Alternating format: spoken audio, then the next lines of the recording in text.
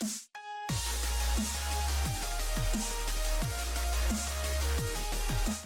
everyone, my name is Wedge and welcome back to our Dominaria preview season coverage. We've only technically been through one day so far, but I am beyond excited for this legendary set. And when I say legendary, I mean legendary in every possible way. Now before we get into today's crazy offerings, if you haven't seen it yet, we released a video last night revealing our exclusive Dominaria preview card. Trust me, it's real sweet and has one of the best pieces of artwork I've seen out of the set so far. If you want to see it, give the link on the screen a click. Alright, it's time to jump into more Dominaria goodness, and if you're having trouble keeping your pants on like I am due to sheer excitement, be sure to hit that like button, helps out a lot. Chalet, Voice of Plenty is 3 of anything and 1 white for a 3/4 legendary creature angel with flying. You, planeswalkers you control, and other creatures you control have hexproof. You can also pay 4 of anything and double green to put a +1/+1 counter on each creature you control. My goodness, what a way to start the day! This legendary angel not only comes with privileged position for you, your walkers, and creatures, but she also comes with a sweet counter engine, and she's only 4 mana. I have to be missing something, right? She's so cheap for such a powerful ability. I know she doesn't get the hexproof herself, but still, and it isn't like she's in a difficult color combination to build around, it's friggin' white-green. The token deck that will exist in New Standard, Curve Topper right here. Any token or creature-based white-green strategy in Commander, another staple. She's affordable, does everything you could ever want her to do, and she's in the right colors. This is slam dunk design, absurdly powerful. No idea how this isn't a mythic, but I'm hella glad it isn't. Naban, Dean of Iteration, is 2 mana for a 2/1 legendary creature human wizard. If a wizard entering the battlefield under your control causes a triggered ability or a permanent you control to trigger, that ability triggers an additional time. Sure, wizards, you didn't have to twist my arm. I'm all in on that wizard tribal goodness. It's like the wizard version of Panharmonicon. Can you imagine this in Inala and Commander? They just made a totally insane wizard tribal commander deck last summer. You think Naban is anything but a staple in that? Yeah, Naban, all up in Commander. And with the added wizard support in Standard, he could make some waves there too. With cards like Champion of Wits and the new powerful wizard spells, I can see it and I can dig it. Sign me up for that Harry Potter deck goodness. Demon Lord Belzenlock is 4 of anything and 2 black for a 6/6 legendary creature elder demon with flying and trample. Pretty swole. When Belzenlock enters the battlefield, exile cards from the top of your library until you exile a non-land card, then put that card into your hand. If the card's converted mana cost is 4 or greater, repeat this process. Belzenlock deals 1 damage to you for each card you put into your hand this way.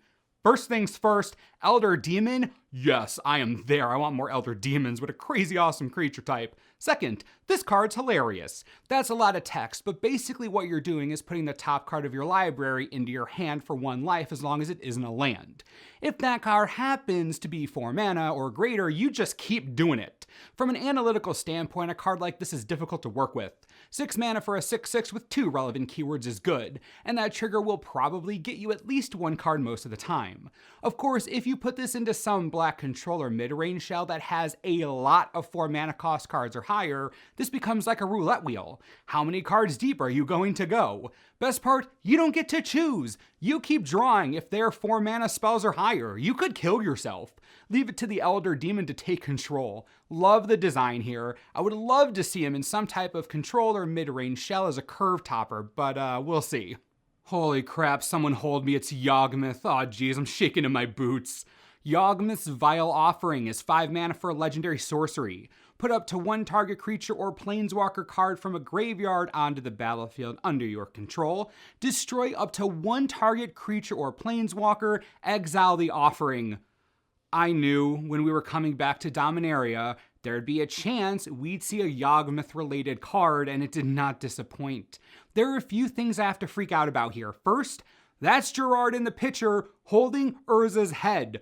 Yawgmoth offered Gerard a deal, Hannah's life for Urza's head. Now, what really hits me about this, and what I think makes this maybe the most important piece of Magic artwork in the entire set, maybe in the entire game of Magic, is that this is the closest we've ever gotten to a depiction of Yawgmoth himself.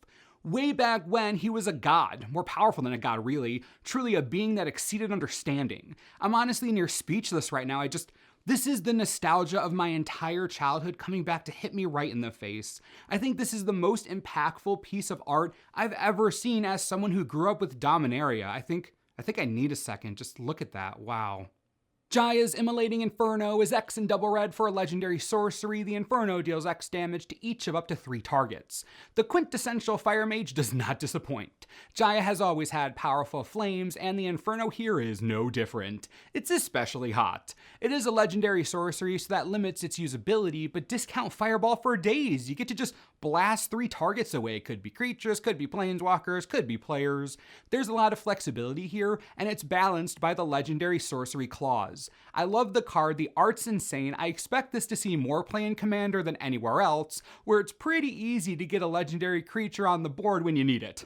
Of course, Squee is back. Squee the Immortal is one of anything and 2 red for a 2/1 legendary creature goblin. You may cast Squee from your graveyard or from exile. Friggin' Squee. Best part about this card is that he has his token toys with him. That's old school right there. Squee can be cast from anywhere because the dude is literally immortal. Originally, he was made immortal for the sole purpose of repeatedly being tortured to death by the Phyrexians. Of course, that didn't go well because no one in the multiverse is luckier than Squee, so now he just lives forever, doing whatever he wants. I love this little goblin so much. Valda, Keeper of the Flame, is 3 mana for a 3/2 legendary creature human shaman. At the beginning of combat on your turn, for each aura and equipment attached to Valda, create a 3/1 red elemental creature token with trample and haste. Exile those tokens at the beginning of the next end step. First Tiana, and now this? Valduck, what are you doing to me, man? Throwing 3/1s all over the place like they're dang Skittles.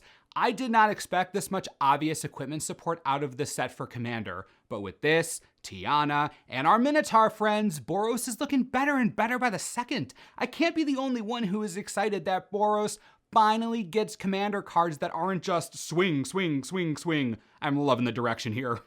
Rona, Disciple of Gix, is one of anything, 1 blue and 1 black for a 2/2 legendary creature human artificer.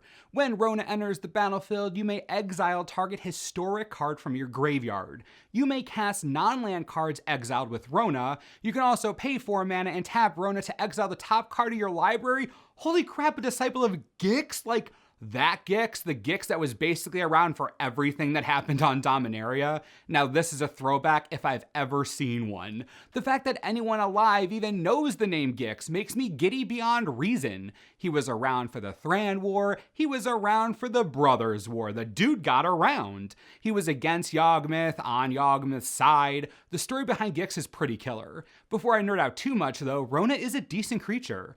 Being able to exile a saga that got to 3 counters is pretty nice. She can also effectively draw you cards as long as they aren't lands, and as long as she lives. Exiling the top card of your library while she's on the battlefield is kind of like drawing a card again as long as it's not a land. You get to cast it, so that's value. She's pretty synergistic with the set, and I'm excited to see how she's used. The jury's out right now, but wow, she sure is blue-black. Tatiova, Benthic Druid, is 3 of anything, 1 green and 1 blue for a 3/3 legendary creature Merfolk Druid. Whenever a land enters the battlefield under your control, you gain 1 life and draw a card. Wait, are you serious? This is an uncommon? What? Are we living in the real world? Tatiova is dirty. All you need is landfall and you friggin' gain a life and draw a card. One of the most powerful triggers in all of Magic just for a land entering the battlefield. Is this heaven? Have I died? Did the Simic take over in the afterlife? None of this seems real. I do not care that she's 5 mana. I do not care that she's a 3/3. She's a Merfolk, legendary creature with the most insane and easy landfall trigger ever, and she's Simic. I'm not even sure what else needs to be said. It's so obvious she's dang busted in Commander. I mean, what blue-green decks do you not play this in? It's good in everything, and an uncommon. What? I don't know about you, but I am legit beyond pumped now. I know I get excited easier than most people, but this is real, isn't it? Dominaria is kind of insane. The cards are fun, strong, and beautiful. I'm impressed. I gotta say it, I'm legitimately impressed. I need to know what you're thinking about all of this, of course, so please let me know what's in your head in the comments and we'll talk about it. Is there something you're still waiting for from Dominaria? Anything you're really holding out for? What do you like the most? Just talk to me, dang it. And, of course, as always, thanks for watching, and we'll see you next time. This video is brought to you in part by TCGplayer.com. Dominaria might be one of the most hyped, most ridiculous sets we've seen in a long time. I can't get enough of it already. And if you're where I am, if you're so excited you might just fall out of your chair right now, you can pre-order boxes this second. I have no idea why you'd wait. $90 each right now on TCG Player, shipped right to your door the second the set's released. If you don't have a local game store or yours is charging way too much, click the link on the screen. You will not regret buying the set. I friggin' guarantee it. Enjoy.